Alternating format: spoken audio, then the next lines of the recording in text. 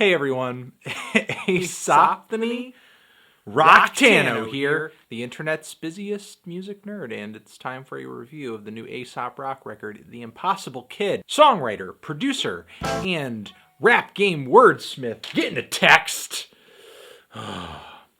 And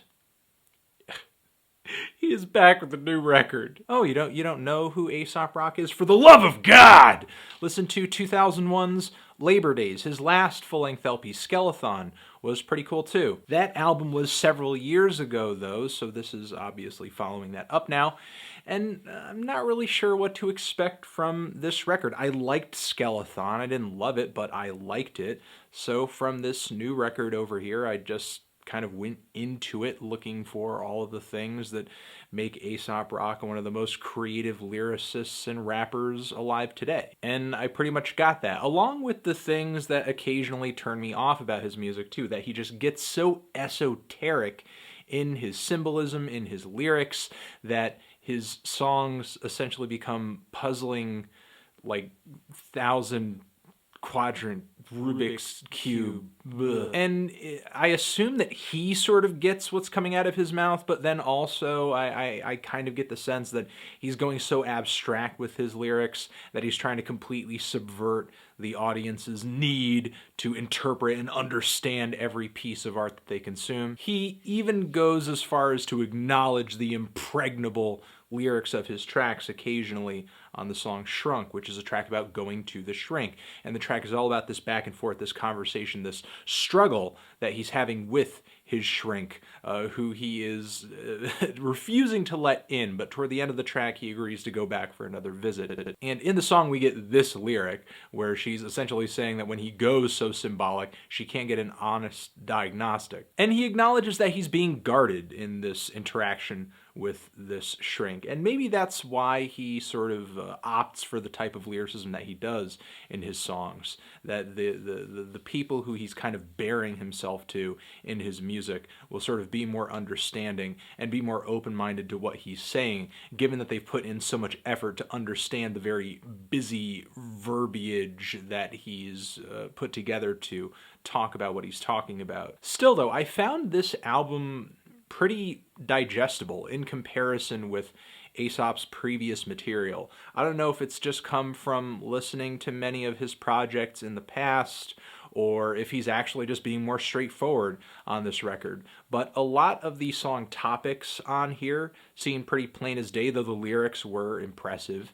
And Aesop has even gone as far as to go on his Twitter to give a little hint or just a short explanation as to what each track on this album is about or is inspired by. And not only are a lot of the song topics on this record pretty easy to comprehend, but a lot of them are really personal too, and I guess I can imagine that Aesop is pretty deep into his musical career at this point. He has a lot to look back on, whether that be his youth, his experiences with other artists, or even his family, his brothers, who he specifically mentions on a track. We even get incredibly funny and odd concepts on here, like with the song Kirby, which is a song all about Aesop's brand new cat, who in the track he talks about getting off of a cat lady for like 20 bucks. He brings up vivid imagery of things like puke in the meow mix. But that's just kind of Aesop and his music.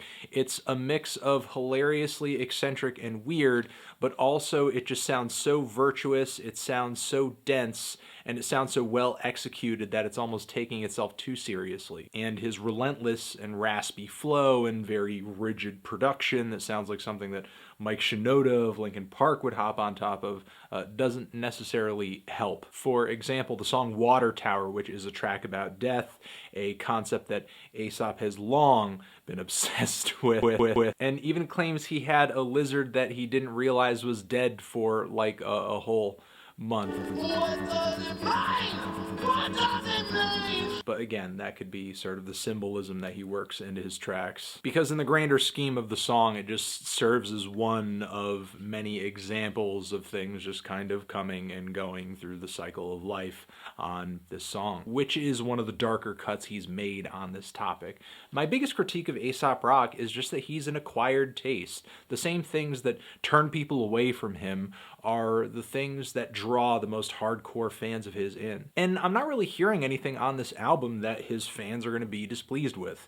Of course, there's always going to be, you know, those one or two people that are like, if Blockhead didn't produce it, it's not a good Aesop rock album. But it would be my opinion that those people are wrong. Especially since, again, there is some decent production on here. While I'm not the craziest about Aesop Rock as a producer, I think he's done a better job of taking these rigid beats, adding more interesting textures, making some of the grooves a little smoother, and making his production style as quirky and as idiosyncratic as his rap style. And again, I like a lot of the song concepts he goes into these tracks with.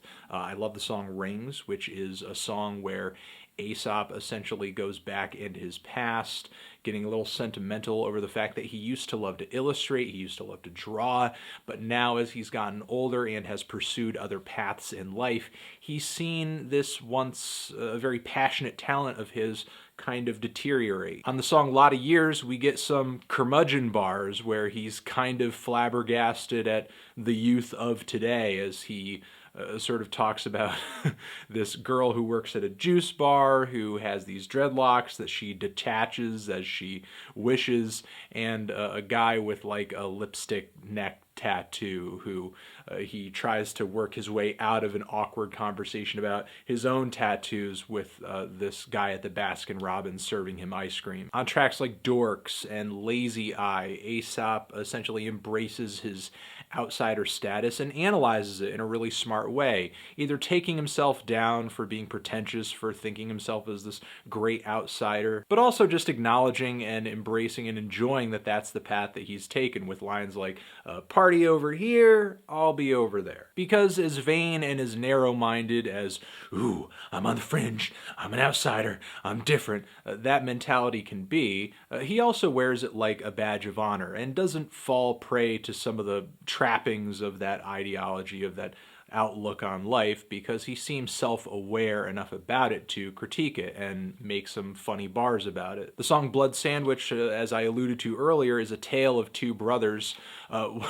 Two different stories. One where his little brother is at like a baseball game. He's one of the players, and there's this gopher that pops up and starts distracting the players and the parents, and then the coach sees fit to just grab a bat and then just slaughter the thing in front of everybody. It seemed like a really strange tale, but hey, you know, he's known for his morbid vignettes.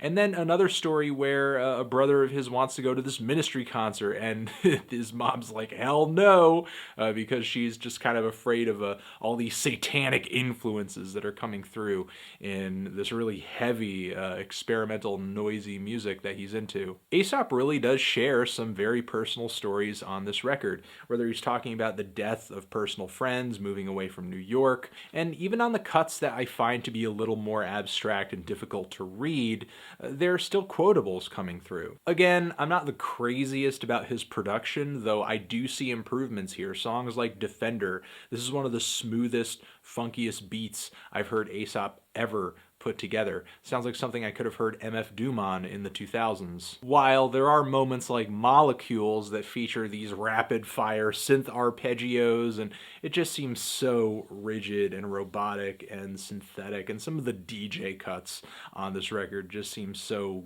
cliche. All of this being said, though, I really like this record. I think it's one of the better records Aesop Rock has come out with in a while. It's one of his most personal efforts thus far, and I like that he was able to kind of keep up the same level of lyrical talent that you hear in one of his albums. But yet, it's also really instantaneous, or at least it was for me. There's really no reason not to try this album if you're into hip-hop music, if you're a hip-hop fan, if you're a true blue hip-hop fan, because this is a guy that is still making incredible music. He's been making music for,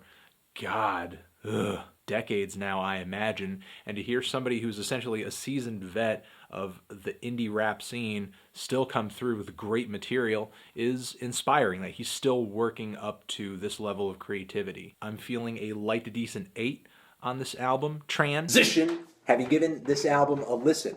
Did you love it? Did you hate it? What would you rate it? You're the best. You're the best. What should I review next? Hit the like if you like. Please subscribe or you'll die. Wouldn't want that. That would be bad. Aesop rock. The Impossible Kid. Forever.